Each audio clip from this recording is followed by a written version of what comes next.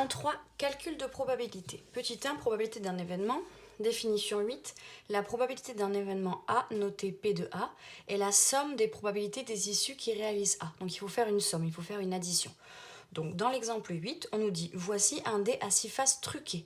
Donc s'il est truqué, ça veut dire qu'il n'y a pas autant de chances de tomber sur le 1 que sur le 2, que sur le 3, que sur le 4, que sur le 5 et que sur le 6. Il est truqué. Donc on a les probabilités ci-contre. La probabilité d'obtenir 1 c'est 1/12, 2 c'est 1/4, 3 c'est 1/12, 4 c'est 1/6, 5 c'est 1/4 et 6 c'est 1/6. Et on nous dit A, obtenir un nombre pair. Donc on peut écrire A égale avec des petites accolades. Quels sont les nombres pairs parmi 1, 2, 3, 4, 5, 6, parmi les dés, les faces du dé? C'est 2, 4 ou 6. Ça, ce sont les nombres pairs. Donc on nous demande de calculer P de A. Alors P de A, c'est la probabilité d'obtenir 2, 4 ou 6. Et bien, quand on a ça, on a juste à ajouter toutes les probabilités qui vont avec. La probabilité d'obtenir 2, c'est 1/4. D'obtenir 4, c'est 1/6. Et d'obtenir 6, c'est 1/6. Donc, on fait comme calcul 1/4 plus 1/6 plus 1/6. Et on obtient 7/12. Ensuite, on nous dit la probabilité d'obtenir B. Donc, B, c'est obtenir un nombre supérieur ou égal à 5. Donc, à l'intérieur de B, qu'est-ce qu'il y a comme face de D? Un nombre supérieur ou égal à 5.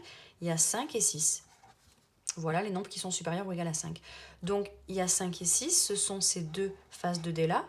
Donc, on prend les probabilités qui vont avec. La probabilité d'obtenir 5, c'est 1/4. La probabilité d'obtenir 6, c'est 1/6. Donc, la probabilité d'obtenir B, c'est 1/4 plus 1/6. Et ça nous donne 5/12. Donc, on obtient la probabilité d'un événement A en ajoutant toutes les probabilités des issues de A. On a ajouté 2, 4, 6, on a ajouté 5 et 6. Propriété 1, dans une situation d'équiprobabilité. Donc cette fois-ci, on est en équiprobabilité. Je vous rappelle que équiprobabilité, ça veut dire qu'on a autant de chances de tomber sur le 1 que sur le 2, que sur le 3, que sur le 4, que sur le 5, etc. Et on nous donne la formule. P de A, c'est le nombre d'issues de A sur le nombre d'issues de oméga de l'univers. Donc on va très souvent utiliser cette formule, parce que c'est très rapide. On compte combien il y a d'éléments dans A. Là, ici, par exemple, il y en avait 3. On compte combien il y a d'éléments au total dans l'univers. Donc quand c'est un dé, il y en a 6. Quand c'est pile ou face, il y en a 2, etc. Et on fait la division des deux. Ça, c'est uniquement quand on a autant de chances d'avoir le 1 que le 2, que le 3, quand on a équiprobabilité. Donc quand on reprend l'exemple précédent, on nous dit de prendre l'exemple précédent, avec cette fois-ci un dé équilibré. Donc si on a un dé équilibré, on a équiprobabilité. Donc la probabilité de A, c'est combien? Là, on a juste à regarder combien il y a d'éléments dans A. Il y en a 3. Sur combien il y a d'éléments dans l'univers. L'univers, c'est l'ensemble des issues possibles. 1, 2, 3, 4, 5, 6, il y en a 6. Et donc, on calcule très facilement, grâce à cette formule, les probabilités d'événements quand on est dans une situation d'équiprobabilité.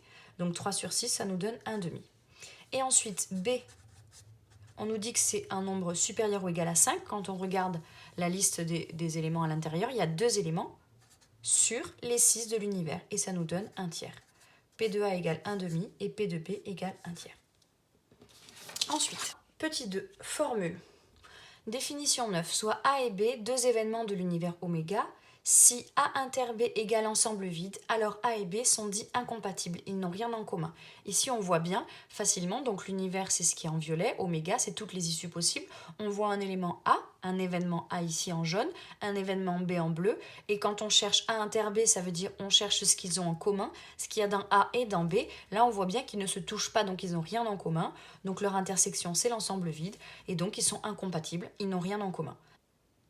Dès que deux événements n'ont rien en commun et sont du coup distincts les uns des autres, on appelle ça des éléments, on appelle ça des événements incompatibles. Propriété 2, cette fois-ci c'est une formule très très importante pour calculer l'union quand on connaît l'intersection ou pour calculer l'intersection quand on connaît l'union. Donc la propriété 2 nous dit que la probabilité de A union B c'est égal à P de A plus P de B moins P de A inter B. Cette formule, elle marche très bien en échangeant l'union et l'intersection. Donc à la place de A union B ici, j'écris A inter B, P de A plus P de B, moins, et à la place de l'intersection ici, je mets l'union. Donc la formule que je vous ai mis dans la leçon, elle marche très bien aussi en échangeant le union et le inter. Donc si vous connaissez l'intersection, vous utilisez cette formule pour calculer l'union, puisque vous avez union égale. Et si vous connaissez l'union, vous utilisez cette formule pour calculer l'intersection. Donc la formule, vous la connaissez soit en rouge, soit en rose. Vous connaissez une des deux et ensuite, vous pouvez changer le U, l'union et l'intersection. Donc ça, c'est une formule très importante pour pouvoir calculer l'union quand on connaît l'intersection ou pour pouvoir calculer l'intersection quand on connaît l'union. Et enfin, la dernière formule de la leçon, c'est P de A bar égale 1 moins P de A. Ça, c'est pour calculer la probabilité d'un événement contraire. Voilà, donc je vous montre dans l'exemple 10. On nous dit, dans une classe de 36 élèves, donc il y a 36 élèves, on nous dit 6 élèves, ils aiment maths et français.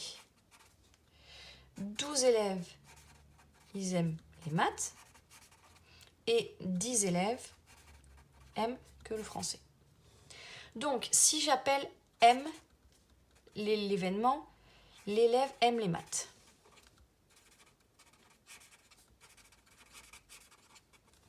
Si j'appelle F l'événement, l'élève aime le français.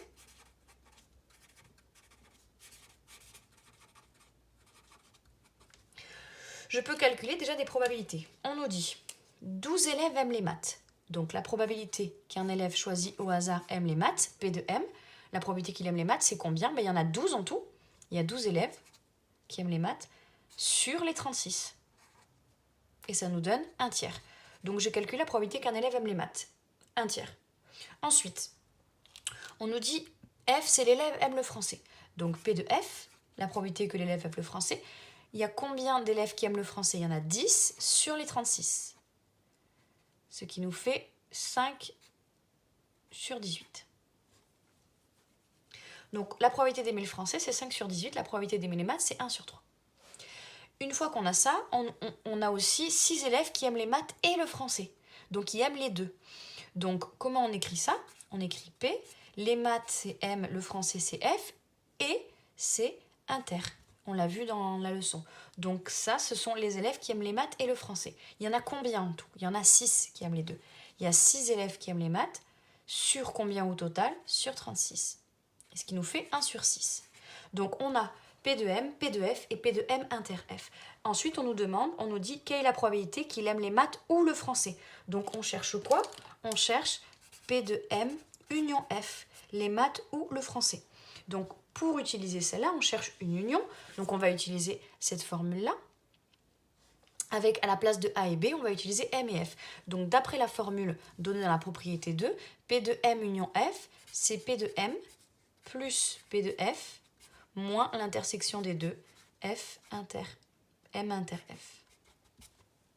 Donc quand on le calcule, ça nous donne P de M 1 tiers plus P de F 5 18e moins l'intersection 1 sixième. Et on calcule 1 tiers plus 5 18e moins 1 sixième. Et on tombe sur 4 neuvièmes. Donc la probabilité que l'élève aime les maths ou le français, c'est 4 neuvièmes. Si ce n'est pas très clair pour vous, essayez de vous le représenter une fois là sur un petit dessin. Donc j'imagine, je fais des petits points pour représenter les 36 élèves.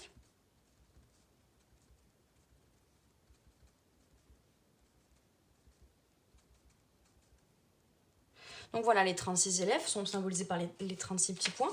On nous dit que dedans, il y a 12 élèves qui aiment les maths. Voilà. Donc j'entoure 12 élèves, ils aiment les maths. Ensuite, il y a 10 élèves qui aiment le français. Mais je ne peux pas le mettre ailleurs parce qu'il y en a qui aiment les deux. Donc on nous dit qu'il y a 6 élèves qui aiment les maths et le français. Donc ces 6-là, je vais les inclure dans le français. Hop, je l'inclus dans le français pour qu'il y en ait 6 qui aiment les deux. Ensuite, on nous dit que 10 élèves aiment le français. Donc là, il y en a déjà 6. J'en rajoute 4 avec. Voilà. Et là, c'est F. Le français. Donc là, je vois bien qu'il y a bien 12 élèves qui aiment les maths, 10 élèves qui aiment le français. Et là-dedans, il y en a 6, ici, quand je colorie là, qui aiment les maths et le français. Ensuite, on nous dit quelle est la probabilité qu'il aime les maths ou le français. Donc, si on compte tous les élèves en tout qu'il y a à l'intérieur de tout ce que j'ai entouré, il y en a 1, 2, 3, 4, 5, 6, 7, 8, 9, 10, 11, 12, 13, 14, 15, 16. Il y en a 16 sur les 36. Et si on simplifie 16 sur 36, ça nous donne 4/9, ce qu'on avait trouvé ici. Donc là, on peut le voir avec des petits points parce qu'il y a 36 élèves. Mais parfois, on ne sait pas combien il y a d'élèves au total. Parfois, on ne connaît pas le total.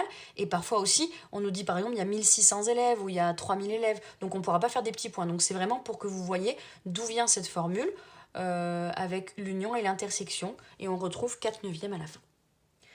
Donc, voilà pour la fin de la leçon. Il vous reste à regarder une vidéo, comment utiliser un arbre de probabilité. Je ne l'ai pas mis dans la leçon parce que c'est plutôt sous forme d'exercice, donc il faudra que vous regardiez comment utiliser les arbres.